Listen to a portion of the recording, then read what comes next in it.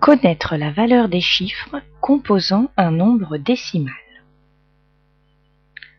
Souviens-toi de cette ligne graduée en dixièmes. Chaque nombre entier, 1, 2, 3, 4, 5 et ainsi de suite, est partagé en 10 parts. Les graduations noires correspondent donc aux dixièmes.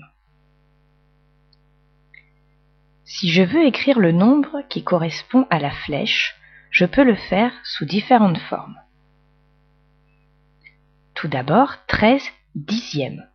Si je compte les graduations entre 0 et la flèche, il y en a 13, et comme chaque graduation correspond à 1 dixième, la flèche correspond à 13 dixièmes.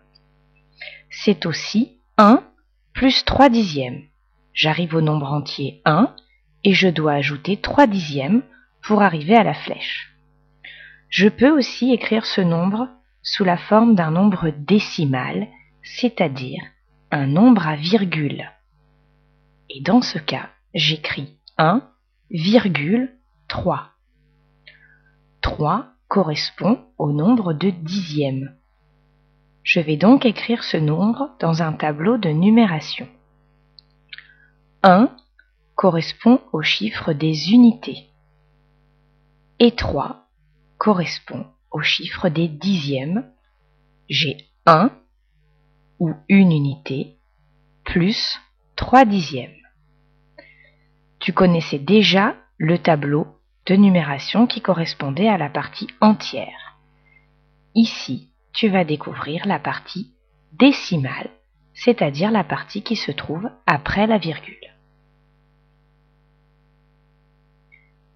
Prenons cette deuxième ligne graduée. Cette fois-ci, on se trouve entre le nombre entier 3 et le nombre entier 4.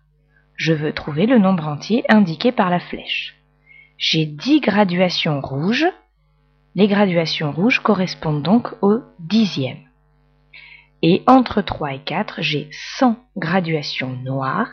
Les graduations noires correspondent donc aux centièmes.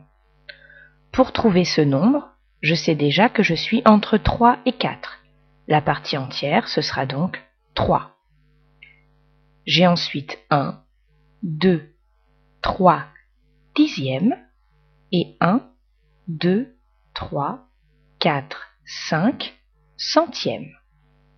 3 plus 3 dixièmes plus 5 centièmes. Si je les range dans le tableau, je vais mettre 3 unités, 3 dixièmes et 5 centièmes. Ça correspond au nombre 3,35. La partie entière et la partie décimale sont toujours séparées par une virgule que tu ne dois jamais oublier bien sûr, sinon ça change complètement la valeur du nombre.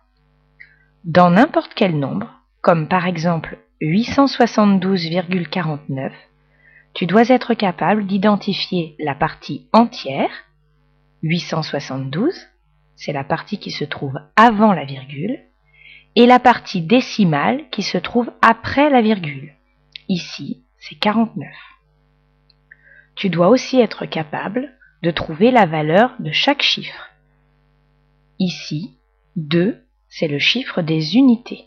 Le chiffre des unités se trouve toujours juste avant la virgule. Tu dois aussi savoir que 7 est le chiffre des dizaines, 8, le chiffre des centaines. Tu dois repérer le chiffre des dixièmes, ici c'est 4, et le chiffre des centièmes, ici c'est 9. À demain en classe.